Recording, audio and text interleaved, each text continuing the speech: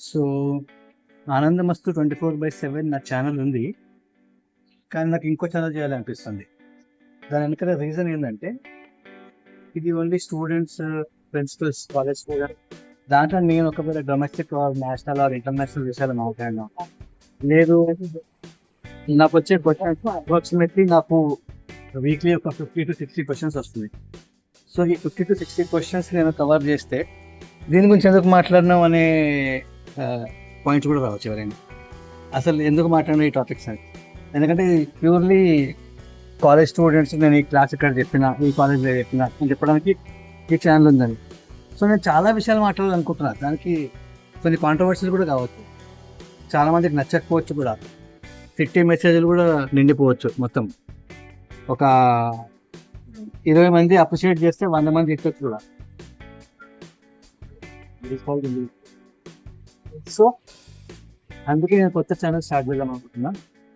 So that openly తిట్టచ్చు, openly చదువుకోలేదు. And channel పేరు ఇంకేం అనుకోలేదు, ఛానల్ కూడా ఏం అనుకోలేదు.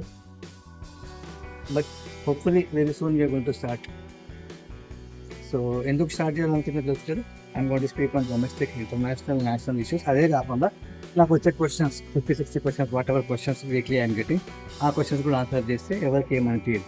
ఇంకోటి అదే కాకుండా I'm going to talk about what ever I feel. నాకేమనిపిస్తుందో కూడా నేను మాట్లాడతా. అది నిజం కావచ్చు, కాకపోతే ఇప్పుడు నాకు కొన్ని అనిపిస్తున్నాయి.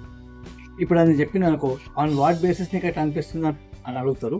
రెండోది దాన్ని ఈ ఛానల్ ఎందుకు పెట్టడం అని అడగచ్చు.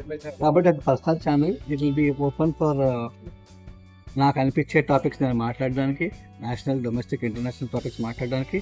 Plus at the same time what ever 50-60 questions weekly for an average I'm getting, దానికి నేను ఆన్సర్ చెప్తే కూడా ఎవరికి అభ్యంతరం ఉండదు.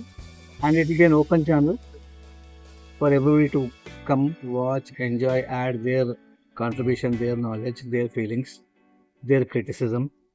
So it will be open. So I'm planning to start.